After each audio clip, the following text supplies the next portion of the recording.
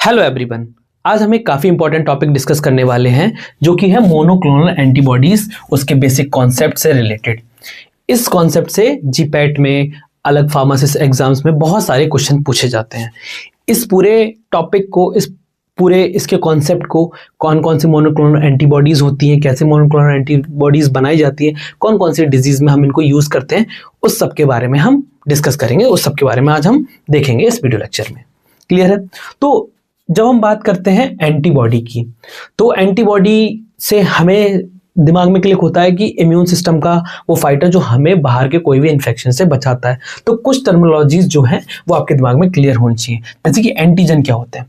Antigen कोई भी ऐसा फॉरेन सब्सटेंस, कोई भी ऐसा फॉरेन पार्टिकल जो कि हमारी बॉडी का पार्ट नहीं है, वो हमारी बॉडी के लिए एज अ एंटीजन लिया जाता है। फॉर एग्जांपल वो बैक्टीरिया हो सकता है, वायरस हो सकता है, फॉरेन पार्टिकल हो सकते हैं। अल्टीमेटली ये हमारी बॉडी को हार्म कर सकते हैं, इसलिए हम इनको एंटीजन कहते हैं। सपोज करिए बॉडी एक कंट्री की तरह है और उस कंट्री के अंदर प्रेजेंट है बहुत सारे सोल्जर्स, और उन सोल्जर्स के पास हैं बहुत सारे वेपन्स। वो वेपन्स हैं हमारी एंटीबॉडीज, और वो किससे फाइट करेंगी? फाइट करेंगी आपके एंटीजन से। यानी कि ऐसा कोई भी फॉरेन पार्टिकल जो कि हार्मफुल, डेंजरस हो सकता है बॉडी के लिए, उसके अगेंस्ट में डेवलप करी गई आर्म फोर्सेस द्वारा, यानी कि हमारे इम्यून सिस्टम के द्वारा, वो वेपन्स जो इसको न्यूट्रलाइज कर सके ताकि बॉडी प्रोटेक्टेड रहे और बॉडी को कोई हार्म ना हो। क्लियर है यहाँ तक? ये एनिमी है और फॉरेन इन्वेडर है। एंटीबॉडी, अब एंटीबॉडी क्या है? वेपन्स है, स्पेसिफिक डिफेंस है। एंटीबॉडी आपकी वाई शेप की होती है। अब यहाँ पर क्या है, इनकी एक स्पेसिफिक साइट होती है जो कि एंटीजन से जाके बाइंड करेंगे और उसको न्यूट्रलाइज कर देंगे। अब एंटीबॉडीज को बनाने के लिए हमारी बॉडी के अंदर होता है इम्यून सिस्टम। अब इम्यून सिस्टम में क्या करेंगे, ये बीटा लिम्फोसाइट सेल्स जो होती है, जब भी कोई फॉरेन पार्टिकल या फॉरेन इन्वेडर या एंटीजन बॉडी के अंदर एंटर करता है, ये उसको सेंस करती हैं और ये मैच्योर होकर प्लाज्मा सेल्स बनाती हैं। यही प्लाज्मा सेल्स क्या करती हैं, बहुत सारी एंटीबॉडीज बनाती हैं ताकि उसके अगेंस्ट में हम फाइट कर सकें और उस पर्टिकुलर एंटीजन को न्यूट्रलाइज कर सकें। ये सीधा कॉन्सेप्ट इसका यहाँ पे हो गया। क्लियर है? अब थोड़ा सा स्ट्रक्चर इसका समझ लेते हैं। जैसा कि मैंने बोला कि एंटीबॉडीज जो होती हैं वो आपकी वाई शेप की होती है। अब जो एरिया है, इस एरिया को हम बोलते हैं पैराट्रॉप। पैराट्रॉप का मतलब क्या है कि जब भी कोई एंटीजन आएगा, अब उसकी एक स्पेसिफिक बाइंडिंग साइट होगी, तो ये एंटीबॉडी क्या है, उसी पर्टिकुलर स्पेसिफिक बाइंडिंग साइट्स के लिए, the binding site of the antibody यहां पर। और एपिटोप जो होता है वो बैक्टीरियल कह सकते हैं, फिर किसी भी एंटीजन का एक ऐसा पर्टिकुलर रीजन होता है जहां पर ये एंटीबॉडी जाके बाइंड कर जाएगी। इस कॉन्सेप्ट को हम समझ सकते हैं लॉक एंड की स्पेसिफिसिटी, यानी कि एक एंटीबॉडी एक ही स्पेसिफिक टाइप के एंटीजन से बाइंड कर सकती है। जब वो उससे बाइंड करेगी तो उसको न्यूट्रलाइज कर देगी, उसको किल कर देगी। अब यहाँ पर क्या है, ये इसका जो लोअर वाला पार्ट होता है, इसका सबसे पहले मेजर वर्क होता है कि जाके एंटीजन को फाइंड करना। एंटीजन को फाइंड करने के बाद ही जाके उसके पर्टिकुलर रीजन यानी कि टॉप पर जाके बाइंडिंग कर लेगी। जब उसके साथ बाइंडिंग कर लेगी तो ये इसका दूसरा रीजन, इसको हम कांस्टेंट रीजन कहते हैं, ये एक्टिवेशन, इम्यून एक्टिवेशन साइट होती है। ये क्या करती है, कॉल करती है हेल्प के लिए। मतलब यहां पर इसने आइडेंटिफाई कर लिया है स्पेसिफिक एंटीजन। अब जो इस पर्टिकुलर कैटेगरी की एंटीबॉडीज होंगी वो आएंगी और इसको चारों तरफ से घेर लेंगी और लास्ट में किल कर देंगी। अब ये जो एंटीबॉडीज है हमारी, वो कई टाइप की हो सकती है, जैसे कि IgM, IgA, IgE, और एग्जिस्टिंग मेनली हम IgG से ही मोनोक्लोनल एंटीबॉडीज बनाते हैं। और इसका भी मैं आगे बताऊंगा कि मोनोक्लोनल एंटीबॉडीज क्या होती है, पॉलीक्लोनल एंटीबॉडीज क्या होती है। IgG हमारी मेनली ब्लड में प्रेजेंट रहता है और अलग अलग चीजों में ये पार्टिसिपेट करते हैं। क्लियर है यहां तक? नेक्स्ट, अब हमारी बॉडी के अंदर कौन सी एंटीबॉडीज प्रेजेंट होती हैं? देखिए, एंटीबॉडीज मेनली दो टाइप्स से हम मान सकते हैं। Polyclonal antibodies, polyclonal antibodies nature का बेसिक सिंपल मैकेनिज्म है। जैसे कि अगर इसको सिंपल भाषा में समझा जाए कि बॉडी के अंदर अगर मान लेते हैं कोई भी फॉरेन पार्टिकल या एंटीजन एंटर होता है, तो यहां पर क्या है कि बीटा लिम्फोसाइट जो है, बीटा सेल्स, प्लाज्मा सेल्स जो है, वो एंटीबॉडीज बनाने लग जाएंगी। अब ये जो पर्टिकुलर एंटीजन है इसकी कोई स्पेसिफिक साइट नहीं है, तो ये क्या है, अलग अलग टाइप की एंटीबॉडीज बनाने लग जाएंगे इसके मिक्स्ड बैग में। अब हो सकता है कि ये एंटीबॉडीज इसके इस पर्टिकुलर साइट पे एक्ट करे, कोई इस पर्टिकुलर साइट पे एक्ट करे। इसको सिंपल एक एनालॉजी से ऐसे समझ सकते हैं, अगर हमारे पास कोई ऐसा दुश्मन आ जाता है जो हमारी बॉडी के अंदर अटैक कर रहा है या फिर हमारी कंट्री के ऊपर अटैक कर रहा है, तो हमने जो वेपन्स बनाए हैं या जो हमने आर्म फोर्स अपनी रेडी करी है एंटीबॉडी, उनके पास कोई स्पेसिफिक हथियार नहीं है जिससे उस पर्टिकुलर एंटीजन को किल कर सके। तो वो क्या करेंगे, पत्थर फेंक रहे हैं, कोई उसके सर पे मार रहा है यानी कि इस पर्टिकुलर साइड पे टारगेट कर रहा है, कोई उसके हाथ पे मार रहा है तो इस पर्टिकुलर साइड को टारगेट कर रहा है, कोई उसके अलग बॉडी के पार्ट पे मार रहा है तो उसको टारगेट कर रहा है। यहां पर किसी भी एंटीजन को आप स्पेसिफिसिटी के साथ किल नहीं कर सकते। ये जो नॉर्मल नेचुरल इन्फेक्शंस हैं उसके लिए अच्छा है, ठीक है, उससे प्रोटेक्ट कर सकता है। बट अगर आपको टारगेट करना है किसी भी स्पेसिफिक किसको मेडिसिन बनानी है या पर्टिकुलर किसी डिजीज को टारगेट करना है, तो उसके लिए ये थोड़ा सा सही नहीं रहता है। और यहाँ पर ये एक शॉटगन की तरह काम करेगा, ये हिट करेगा टारगेट बट मैसी होगा, डायरेक्टली किसी भी स्पेसिफिक एंटीजन को टारगेट नहीं कर सकता। यहीं से आइडिया आता है कि क्यों ना हम एक ऐसी एंटीबॉडी बनाएं जो कि एक स्पेसिफिक साइट पर जाके एक्ट करे और उसी की बहुत सारी पॉपुलेशन हमारे पास हो, जिससे क्या है हम आइडेंटिफाई कर पाए एक स्पेसिफिक एंटीजन को और उसको वहीं पर न्यूट्रलाइज कर दें या किल कर दें। जैसे बहुत सारे स्पेसिफिक वायरस हो सकते हैं, बैक्टीरिया हो सकते हैं, कैंसरस सेल्स हो सकती हैं, ऑटोइम्यून डिजीजेस हो सकती हैं। तो वहीं से कॉन्सेप्ट निकल के आता है आपका मोनोक्लोनल एंटीबॉडीज का। अब जो हमारे इस पूरे वीडियो लेक्चर का मेजर पार्ट है वो है मोनोक्लोनल एंटीबॉडी।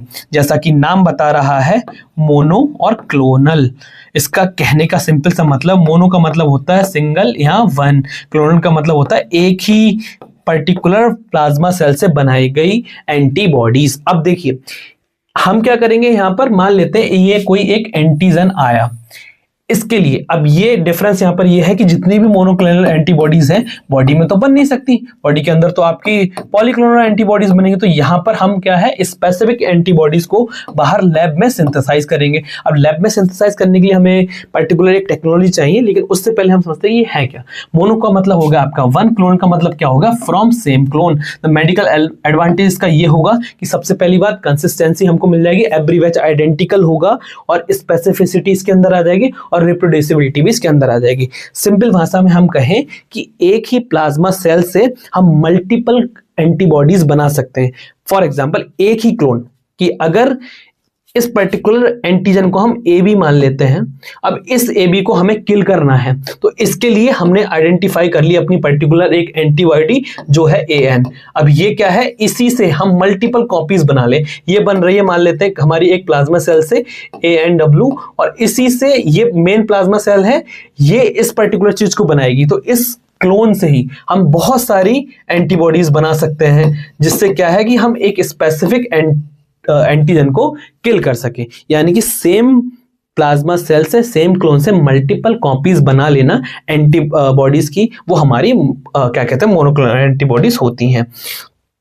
अब काफी ज्यादा इंपॉर्टेंट ये है कि जो पूरी की पूरी ऐसी फैक्ट्री है, यानी कि अगर हमें एंटीबॉडीज बनानी मोनोक्लोनल, तो उसके लिए हमें स्पेसिफिक टेक्नोलॉजी चाहिए होगी, यहाँ स्पेसिफिक फैक्ट्री चाहिए होगी जहां पर हम बना सके सारी की सारी चीजें। तो देखिए नॉर्मली हमारी बॉडी के अंदर जो एंटीबॉडीज बनाते हैं वो बीटा सेल्स बनाते हैं, बट बीटा सेल्स के साथ प्रॉब्लम ये है, जब हम उनको बॉडी से आइसोलेट करेंगे तो सीधी बात है वो मॉर्टल हो जाते हैं, यानी कि उनकी डेथ हो जाती है, ज्यादा देर तक बाहर सर्वाइव नहीं कर सकते। अब इसके सोल्यूशन में यहाँ पर जो इन्वेंट की थी वो थी हाइब्रिडोमा टेक्नोलॉजी। हाइब्रिडोमा टेक्नोलॉजी का कॉन्सेप्ट ये था कि कोहलर और माइलस्टीन ने इसको डेवलप किया था 1975 में, और इनके लिए इनको नोबेल प्राइज दिया गया था 1984 में। इन्होंने क्या किया था कि देखिए बीटा सेल्स तो बहुत ज्यादा देर तक सर्वाइव नहीं कर सकते, तो उन्होंने क्या किया, वो सेल ढूंढे जो कि इमॉर्टल हैं, यानी कि वो डाई नहीं करेंगे और अल्टीमेट टाइम तक काम कर सकते हैं।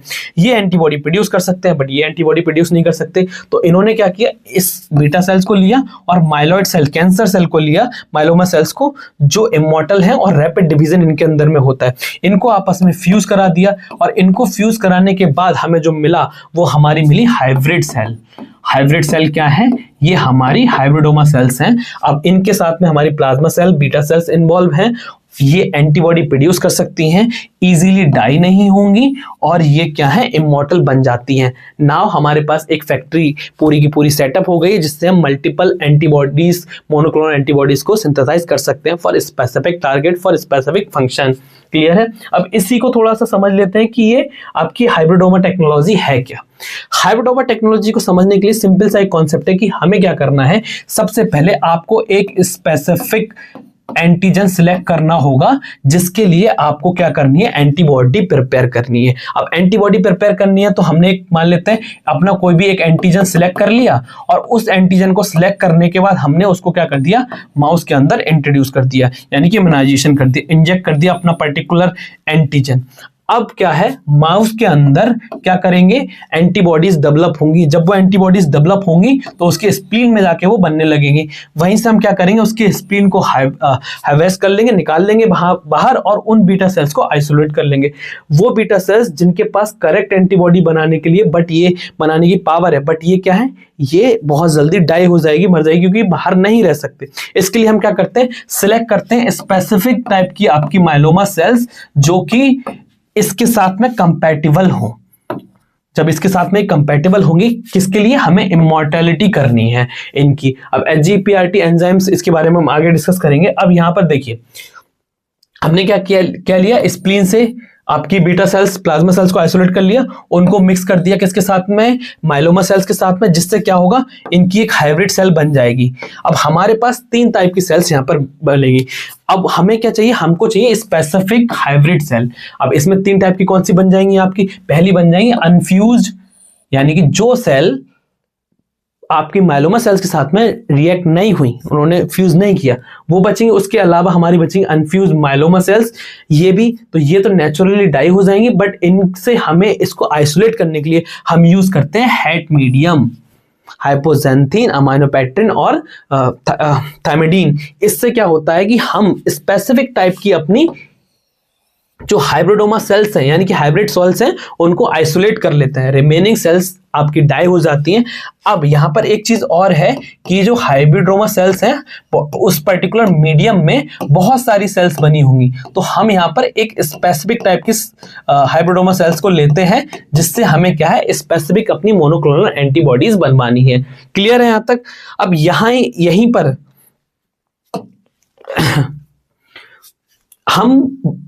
अब हमारे पास क्या है, हाइब्रिडोमा सेल्स हैं। अब हमने बहुत सारी एंटीबॉडीज बना ली, मोनोक्लोनल एंटीबॉडीज बना ली, जो डिफरेंट पर्पस के लिए यूज होंगी। बट सबसे बड़ा कंफ्यूजन यहीं पर आता है, क्योंकि यहीं से बहुत सारे सवाल आते हैं जो पूछे जाते हैं कि अगर किसी के आगे ओमैब लगा है, जूमैब लगा है, जीमैब लगा है, तो उनकी क्या क्या कहानी है, यानी कि इसका पूरा का पूरा गोल्डन नेमिंग रूल क्या है, क्लासिफिकेशन इसका कैसे किया गया। एंटीबॉडीज को हम डिनोट करते हैं मैब से। क्लियर है। अब वो किस टारगेट को बाइंड कर रही है और किस सोर्स से डेवलप हुई है, उसके बेसिस पर इसका नाम डिसाइड किया गया है। तो देखिए सबसे पहले जो डेवलप करी गई थी मोनोक्लोनल एंटीबॉडी, वो आपकी माउस से डेवलप करी गई थी। अब माउस से डेवलप करी गई तो उसके आगे ओ सफिक्स में लग जाता है, तो ये ओमैब, ठीक है। उसके बाद हमने क्या किया, इसमें एक प्रॉब्लम ये है कि इम्यूनोजेनिक हो जाती है, क्योंकि ये प्रॉपरली बनी है माउस की प्रोटीन से। तो अगर इसको हम ह्यूमन में as a medicine, as a treatment के लिए देंगे, तो क्या है, बॉडी उसके लिए इम्यूनोजेनिक रिएक्शन कॉज कर देगी और इसको सपोर्ट नहीं करेगी। तो अब क्या किया इसमें करने के लिए इन्होंने क्या किया, हाफ या इसके साथ में चाइमेरिक मिक्सचर बना दिया। यहां पर हम इसको इजीली समझते हैं। देखिए, इवोल्यूशन इसका सेफ्टी के बेसिस पर हुआ। माउस टू ह्यूमन कैसे हुआ, हाई इम्यूनोजेनिक, यानी कि यहां पर जो टोटल म्यूरिन ओरिजिन की थी आपकी मोनोक्लोनल एंटीबॉडी, वो पूरी की पूरी आपकी माउस से बनी हुई थी, बट इसको ह्यूमन बॉडी एक्सेप्ट नहीं करती थी, क्योंकि इसकी जो प्रोटीन है ओरिजिन इसका माउस से, यानी कि 100% माउस से बनी है और हाई रिएक्शन रिस्क इसका हो जाता है। अब यहां पर बात कर लेते हैं, तो इसके सोल्यूशन के लिए क्या किया हमने, चाइमेरिक सोल्यूशन निकाला, यानी कि जो बाइंडिंग साइड है, जहां पर एंटीजन से बाइंड होगा, वो माउस का होगा, और बाकी जो रिमेनिंग लोअर साइड से जहां से पूरा हेल्प लाना या कनेक्शन या कोऑर्डिनेशन साइट है, वो ह्यूमन की होगी। यानी कि 60% इसमें ह्यूमन रिड्यूस रिस्क हो जाता है, इसमें ह्यूमन एंटीबॉडीज का इन्वॉल्वमेंट हो जाता है। ठीक, क्लियर है यहां तक। तो ये आ गई जीमैब, यानी कि इनके आपस में दोनों का कॉम्बिनेशन किया, इसको हम चाइमेरिक बोलते हैं। फिर क्या हुआ, ये फिर भी थोड़ा तो रिस्क है इसके साथ में। फिर क्या हुआ, जो पर्टिकुलर बाइंडिंग साइट के अंदर भी स्पेसिफिक साइट जो कि सिर्फ डायरेक्ट बाइंड करेगी, उसका मिक्सचर किया गया। यानी कि इसको हमने क्या किया, 90% ह्यूमन के साथ में रिप्लेस कर दिया, और ये 90% सेफर हो गई, यानी कि इसकी इम्यूनोजेनिसिटी कम हो गई। तो इसके लिए यूज किया गया सफिक्स जूमैब। लास्ट में जो हमारा मेन टारगेट था कि हमको क्या करना है, फुल्ली ह्यूमन एंटीबॉडीज बनानी है, जैसे कि फुल्ली ह्यूमन एंटीबॉडीज, और जब फुल्ली ह्यूमन एंटीबॉडीज होंगी तो उसके सफिक्स में लग गया यूमैब, यानी कि ये हाई रिस्क की नहीं है, बॉडी के अंदर ये जाएंगी तो इजीली अपना जो एक्शन है उसको प्रोड्यूस करेंगे। एक की कॉन्सेप्ट आपको यहां पर और समझना होगा कि देखिए, जो भी मोनोक्लोनल एंटीबॉडीज हैं, ठीक है, ये ना तो ड्रग है, ना केमिकल है, ना एंजाइम है, ये है एंटीबॉडीज, यानी कि प्रोटीनियस एंटीबॉडीज है। ये बॉडी के अंदर नेचुरल प्रोसेस जो होता है इम्यून सिस्टम को, उसको फॉलो करती है, उसके बेसिस पर काम करती है। क्लियर है? तो ये कॉन्सेप्ट ये दिमाग में रखिएगा कि मोनोक्लोनल एंटीबॉडी कोई भी मेडिसिन नहीं है, दे आर एंटीबॉडीज। ओके, अब हमने एंटीबॉडीज बना ली, अब इतनी बढ़िया टेक्नोलॉजी, इतनी बढ़िया हमारे पास फैसिलिटी है, तो हम उनका यूज कहाँ कहाँ करेंगे? तो सबसे ज्यादा जो हमारी एंटीबॉडीज यूज होती हैं वो यूज होती हैं आपकी कैंसर में।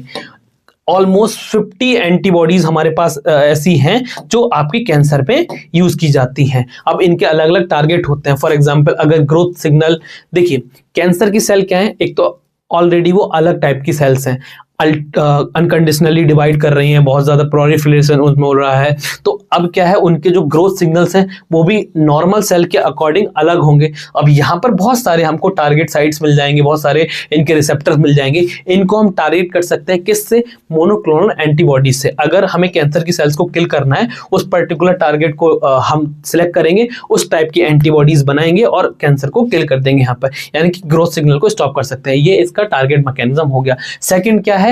Magic bullet delivery. यहां पर क्या होगा कि यहां मोनोक्लोनल एंटीबॉडीज के साथ में हम ड्रग को बाइंड करा देंगे, वो एक स्पेसिफिक कैंसर सेल्स के पास जाएगी और ड्रग को वहां रिलीज कर देगी, जिसकी वजह से कैंसर सेल बिना साइड इफेक्ट, कैंसर का जो ट्रीटमेंट है बिना साइड इफेक्ट दिए कैंसर को हम ट्रीट कर सकते हैं, क्योंकि हम स्पेसिफिसिटी बढ़ा देते हैं by using the monoclonal antibody. उसके अलावा क्या है कि हम मार्क कर दें कि ये कैंसर सेल है और इसकी वजह से हमारा जो इम्यून सिस्टम है उसको जाके अटैक कर दे और उसको किल कर सकते हैं। ये एक अप्रोच और की जाती है जिससे मोनोक्लोनल एंटीबॉडीज को यूज करने का बढ़ावा मिलता है। क्लियर है यहां तक? नेक्स्ट हम देखें उसके अलावा और क्या क्या यूज हो सकते हैं इसके। मोनोक्लोनल एंटीबॉडीज आपकी और यूज की जाती है ऑटो इम्यून डिजीज में, इम्यूनो ऑन्कोलॉजी इसमें भी यूज की जाती है। Auto immune disease, for example rheumatoid arthritis हो गया, आपका सोरियोसिस हो गया, इन सब कंडीशन में भी हम मोनोक्लोनल एंटीबॉडीज को यूज करते हैं। जब हमारी बॉडी का खुद का इम्यून सिस्टम हमारी बॉडी के अगेंस्ट में हो जाए, हमारी बॉडी से ही वो as a immune antigen target करने लगे, यानी कि अगर रूमेटॉइड अर्थराइटिस हो गया तो आपके TNF अल्फा जो भी जितने भी साइटोकाइंस हैं वो उनकी वजह से ऑटो इम्यून डिसऑर्डर जैसी कंडीशन डेवलप हो जाए, IL-7, IL-6, IL-17, तो इन पर्टिकुलर साइटोकाइंस को टारगेट करके हम मोनोक्लोनल एंटीबॉडीज दे सकते हैं for the treatment of rheumatoid arthritis या auto immune disorder related things. Antibodies क्या कर सकती हैं? इन्फ्लामेशन सिग्नल को ब्लॉक कर सकती हैं, जिसकी वजह से ट्रीटमेंट आसान हो जाता है, बहुत ज्यादा मेजर साइड इफेक्ट नहीं आते, क्योंकि ये आपके नॉर्मल बॉडी मैकेनिज्म यानी कि इम्यून सिस्टम पर काम करते हैं। उसके अलावा यहाँ पर एक और चीज थी कि जितनी भी नॉर्मल कैंसर सेल्स होती हैं उनके अंदर अपने अपने स्पेसिफिक सिग्नल होते हैं, जिससे हमारी बॉडी के अंदर जो टी सेल्स होती हैं उनको रिकॉग्नाइज करती हैं एज अ नॉर्मल सेल्स। अगर कोई भी सेल्स ऐसा मिसबिहेव करती है तो वो टी सेल्स उसको किल कर देती है, बट नॉर्मल सेल्स को किल ना कर दे, जिसके लिए उनके ऊपर सिग्नल होते हैं, जैसे कि PD-1 हो गया। बट कैंसर सेल बहुत चालाक होते हैं, वो क्या करते हैं, इस पर्टिकुलर चीज को बाईपास कर देते हैं, जिससे कि टी सेल्स उनको आइडेंटिफाई नहीं कर पाता, जिसकी वजह से कैंसर सेल डेवलप होता रहता है। बट मोनोक्लोनल एंटीबॉडीज इस पर्टिकुलर सिग्नल को ब्रेक लगा देते हैं और वो स्पेसिफिक आइडेंटिफाई कर देते हैं कि ये जो पर्टिकुलर कैंसर सेल है वो एज ए कैंसर सेल है, उसकी पर्टिकुलर उसको मार्क कर देना, उसी हिसाब से हम एंटीबॉडीज को बना देंगे और उस पर्टिकुलर कैंसर सेल्स को किल कर सकते हैं। क्लियर है यहां तक?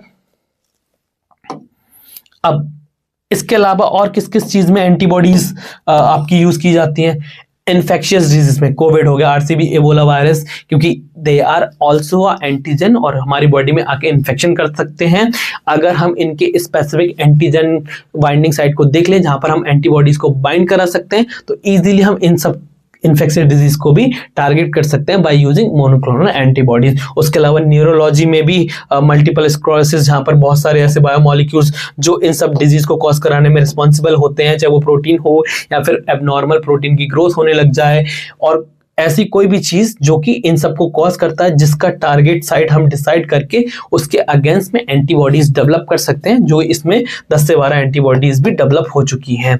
उसके अलावा कार्डियोवास्कुलर सिस्टम, कोलेस्ट्रॉल रेगुलेशन वाला, अगर कोलेस्ट्रॉल एबनॉर्मल तरीके से ग्रो कर रहा है, उस पर्टिकुलर प्रोटीन को, उस पर्टिकुलर प्रोसेस को इनहिबिट करने के लिए मोनोक्लोनल एंटीबॉडीज डेवलप की गई हैं। ट्रांसप्लांट जो काफी ज्यादा इंपॉर्टेंट है, अगर किसी पर्सन की बॉडी में ट्रांसप्लांट किया गया है, यानी कि रीनल किडनी या किडनी ट्रांसप्लांट किया गया, तो बॉडी उस पर्टिकुलर ऑर्गन को एज अ फॉरेन एंटीजन समझता है, जिसकी वजह से इम्यून रिएक्शन स्टार्ट होती है। तो इस सब को भी हेल्प करने के लिए मोनोक्लोनल एंटीबॉडीज यूज की जाती हैं।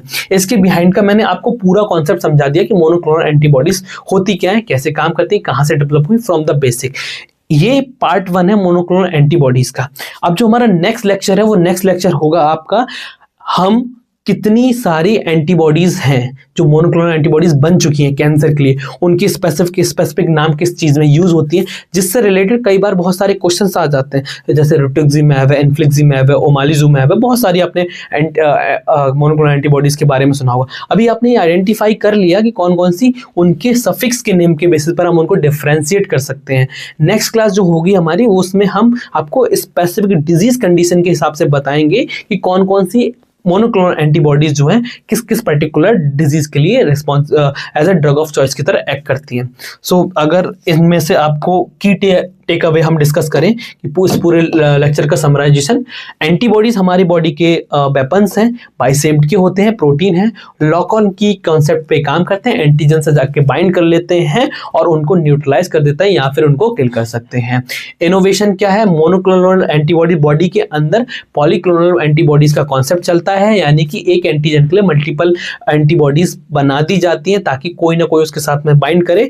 स्पेसिफिसिटी बहुत ज्यादा वीक होती है, जिसकी वजह से साइंटिस्ट के दिमाग में ये आइडिया आया, क्यों ना हम एक ऐसी स्पेसिफिक मोनोक्लोनल एंटीबॉडीज बनाएं जो कि स्पेसिफिक एंटीजन के लिए स्पेसिफिक एंटीबॉडी हो, बहुत ज्यादा बॉडी का भी टाइम वेस्ट ना, और हम एक पर्टिकुलर डिजीज को बहुत ही कम टाइम में किल कर पाए, या फिर ऐसी डिजीज, ऐसी पर्टिकुलर एंटीजन जिसको किल करने के लिए, जिसको मारने के लिए हमारे पास कोई भी स्पेसिफिक मेडिसिन डेवलप नहीं है, या मेडिसिन है तो वो उतनी ज्यादा एक्यूरेट या स्पेसिफिक नहीं है। वहीं से आपका कॉन्सेप्ट आता है मोनोक्लोनल एंटीबॉडीज का। हाइब्रिडोमा टेक्नोलॉजी के थ्रू हम बनाते हैं, बीटा सेल्स की फैक्ट्री समझ लीजिए, जहां पर हम बहुत सारी एंटीबॉडीज को बना सकते हैं फॉर स्पेसिफिक टारगेटिंग, जैसे कि cancer cells, create a production line, जिसकी वजह से हम उनको किल कर सकते हैं। अब बात आ गई, हमने एंटीबॉडीज बना ली तो उनको उनके सोर्स के हिसाब से हमने क्या कर दिया, डिवाइड कर दिया, उनके क्लासिफिकेशन दे दिया। फॉर एग्जांपल जैसे कि स्टार्टिंग वाला हम इसको मैप से डिनोट करते हैं, आपका स्टार्टिंग वाला ओमैफ था, फिर आपका जीमैब, जूमैब और फाइनली